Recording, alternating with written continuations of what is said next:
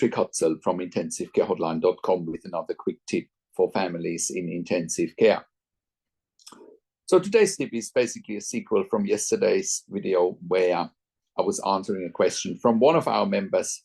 We have a membership for families of critically ill patients in intensive care. At intensivecarehotline.com, you can click on the membership link there, and you can get access to our membership for families of critically ill patients there. And I want to answer another question from one of our members. So yesterday, our member was asking, what should be done for home care with tracheostomy. And I explained in my video yesterday that home care with tracheostomy can only be done with a service like intensive care at home, where 24/7 critical care nurses are provided in a home care setting to look after someone with a tracheostomy. Anything less than that would be futile, and people have died with anything less than 24-hour intensive care or critical care nurses for someone at home on a tracheostomy. But you can check out yesterday's video for that. So today's question is from our member. Hi, Patrick and team. My husband is tolerating the 21% oxygen with a tracheostomy well since yesterday to today. The speech therapist has not done a swallowing test in 2 weeks now. I requested a swallowing test today and the decannulation of the tracheostomy if possible. He's still waiting to see the speech pathologist. They seem to be dragging their feet in that direction. They tell us we are about ready for discharge, but the home products are still being ordered. He does well on the Passimua speaking valve, and I will try the bolus method for the feeds today. I'm getting the practice of giving him his medications with a syringe.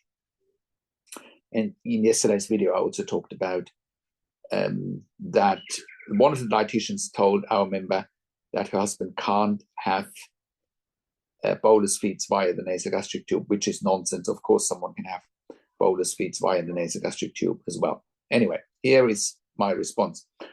Hi, I hope you're really well. Thank you for your email and update about your husband. I'm really glad to know that your husband has completed 24 hours on 21% oxygen with a tracheostomy.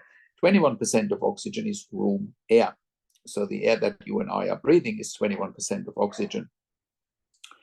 If he has less respiratory tract secretions, has normal blood gas results, maintains his saturation, oxygen saturation above 94%, or oxygen saturation with a pulse oximeter, and has a good chest x-ray and normal vital signs, the doctor might assess your husband and may plan for him to have the tracheostomy removed and be decannulated.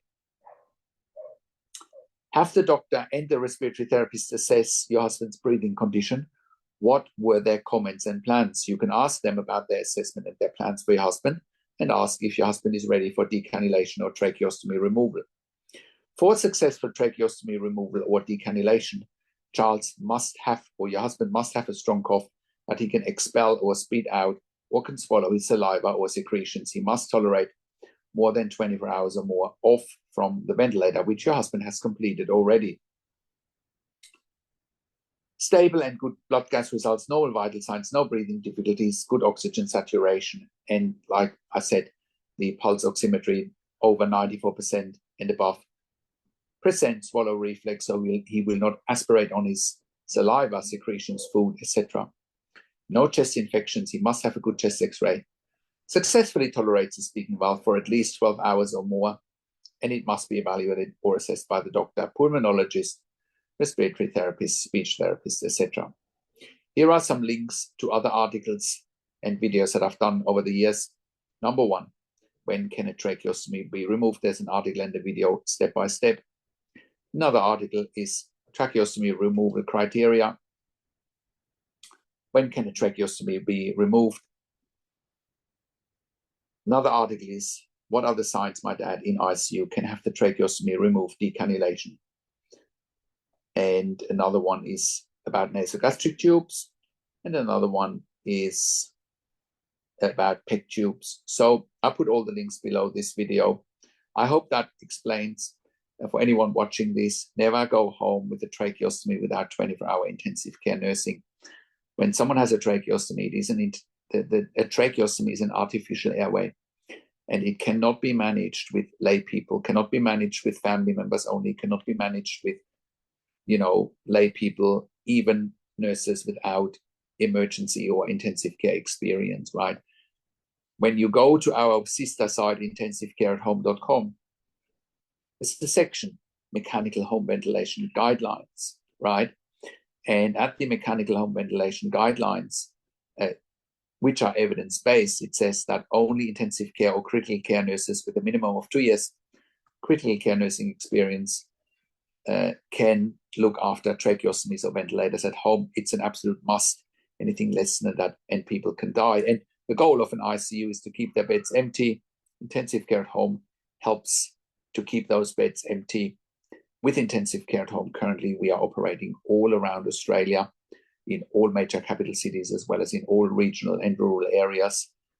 We are NDIS, DVA, TAC, iCare, and NIISQ approved service provider.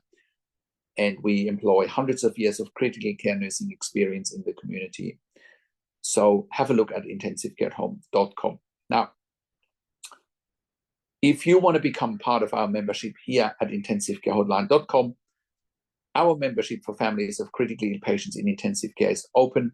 Go to intensivecarehotline.com and click on the membership link, or go to intensivecaresupport.org directly. In our membership for families of critically ill patients in intensive care, you have access to me and my team 24 hours a day in the membership area and via email. And we answer all questions intensive care and intensive care at home related. I also offer one-on-one consulting and advocacy for families in intensive care over the phone, via Zoom, via Skype, via WhatsApp, whichever medium works best for you. And I talk to you directly. I talk to doctors and nurses directly in intensive care. I ask all the questions that you haven't even considered asking, but you must ask. The biggest challenge for families in intensive care is that they don't know what they don't know. They don't know what to look for. They don't know what questions to ask. They don't know their rights, and they don't know how to manage doctors and nurses in intensive care. And that's where I can help you with fast, so that you can make informed decisions, get peace of mind, control, power, and influence. I also represent you in family meetings with intensive care teams. So if you want clinical representation in meetings with the intensive care team, please reach out. I provide that for you. Now make sure, once again, I ask all the questions that you haven't even considered asking, but you must ask in intensive care. Once again, so that you make informed decisions, get peace of mind, control, power, and influence. If I was you, I would not go into a meeting with the doctors without having your own representative and advocate there that can ask all the clinical questions. We also offer medical record reviews in real time, so that you can have a second opinion in real time. And we also offer medical record reviews after intensive care if you have unanswered questions, if you need closure, or if you are simply suspecting medical negligence. Now, thank you so much for watching. If you like my videos, subscribe to my YouTube channel for regular updates for families in intensive care and intensive care at home.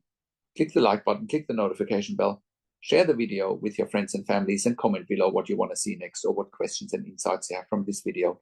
Thank you so much for watching. This is Patrick Hutzel from intensivecarehotline.com, and I will talk to you in a few days. Take care for now.